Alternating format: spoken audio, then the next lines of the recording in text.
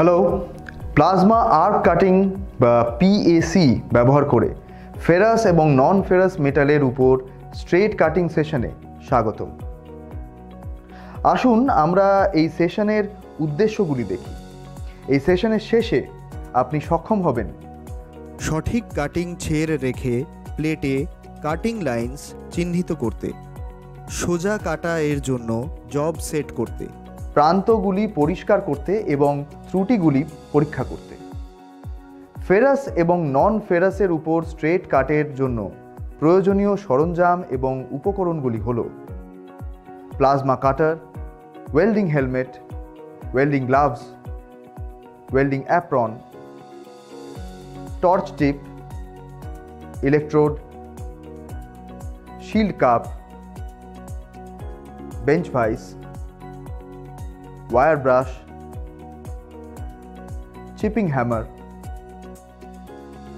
Hand grinder এবং drag shield.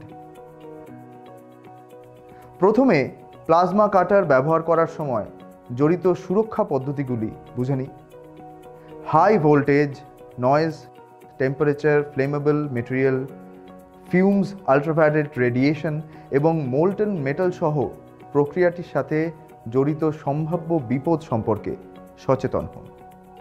উচ্চতর তাপমাত্রা পোড়ার কারণ হতে পারে এবং দাহ্য পদার্থ জ্বলে উঠতে পারে। ক্ষতিকারক ধোঁয়া নিঃশ্বাসের সাথে শরীরের ভেতরে যেতে পারে এবং আল্ট্রাভায়োলেট রেডিয়েশন ত্বক এবং চোখের ক্ষতি করতে পারে। মোল্টেন মেটাল বার্ন হ্যাজার্ড বহন করে।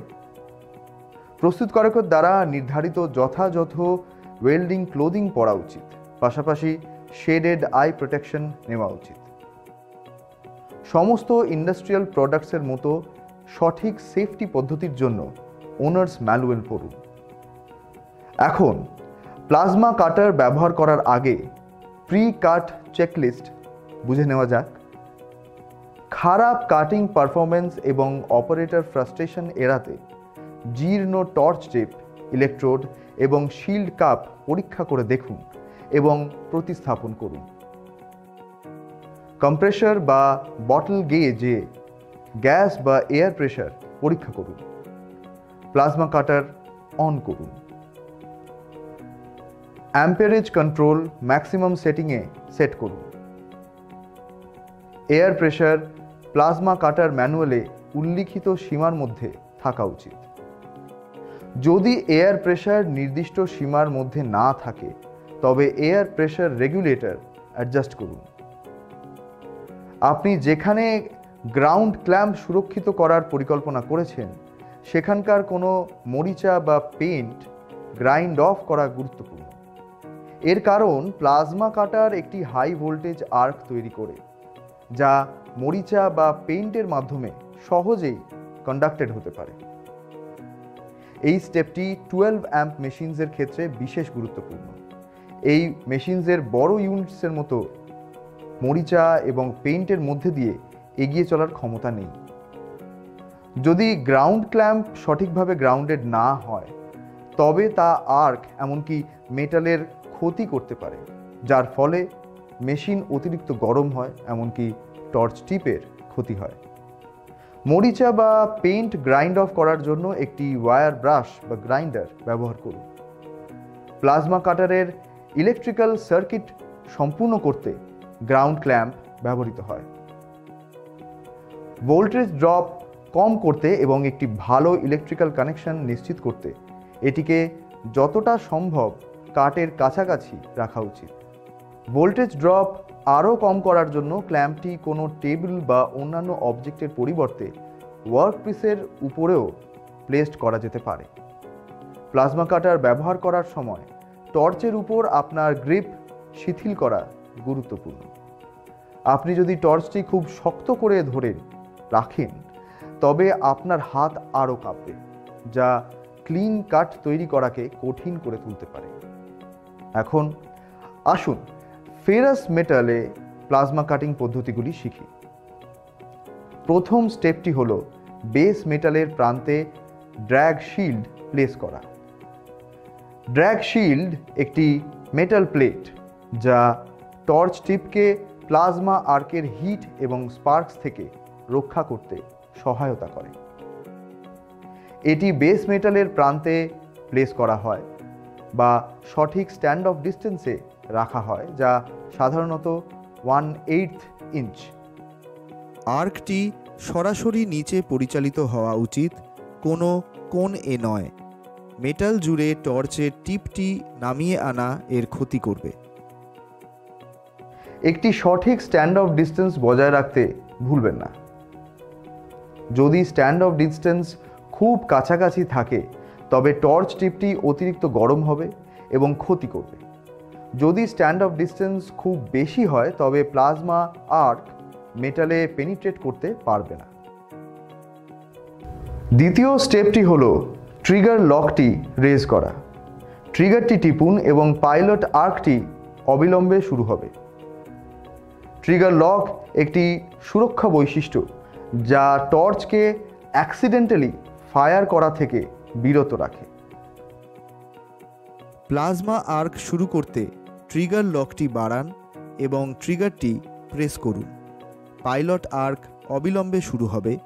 পাইলট আর্ক একটি ছোট লো অ্যাম্পিয়ারেজ আর্ক যা মেইন কাটিং আর্ককে প্রজ্বলিত করতে ব্যবহৃত হয়। একবার কাটিং আর্ক শুরু হয়ে গেলে মেটালের চারিদিকে টর্চটি ধীরে ধীরে ঘোরান। টর্চের গতি সামঞ্জস্য করা উচিত যাতে আর্ক থেকে স্পার্কগুলি মেটালের মধ্য দিয়ে যায়, কাটের নিচ দিয়ে বেরিয়ে আসে। যদি প্লেটের নিচে স্পার্কসগুলি দৃশ্যমান না হয় তবে আর্কটি ধাতুতে প্রবেশ করবে না।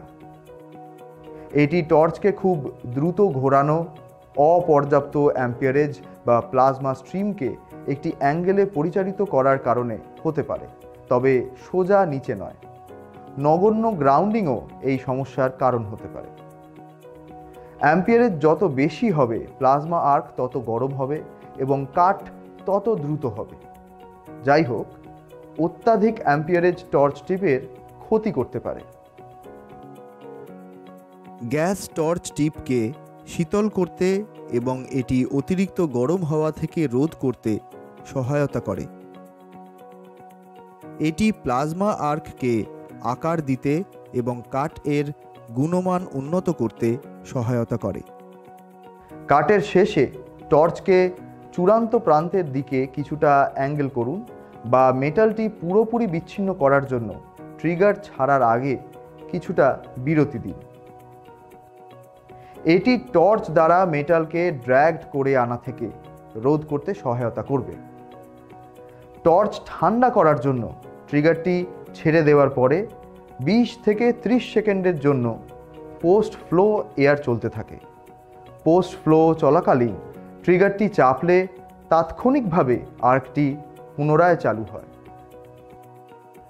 পোস্ট ফ্লো এয়ার টর্চকে শীতল করতে এবং এটি অতিরিক্ত গরম হওয়া থেকে রোধ করতে সহায়তা করে।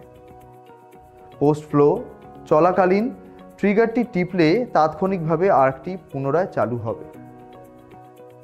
নন ফেরাস মেটাল কাটিংয়ের ক্ষেত্রেও একই পদ্ধতি প্রযোজ্য।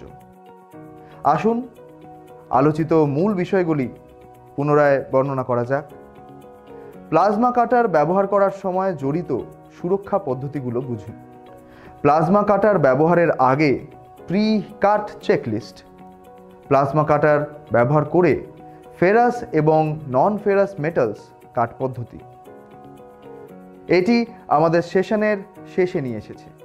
আশা করি আপনি প্লাজমা আর্ক কাটিং বা পিএসি ব্যবহার করে ফেরাস এবং নন ফেরাস মেটালস সোজা কাটিংয়ের সম্পর্কে একটি ভালো ধারণা অর্জন করেছেন। পরের সেশনে দেখা হবে।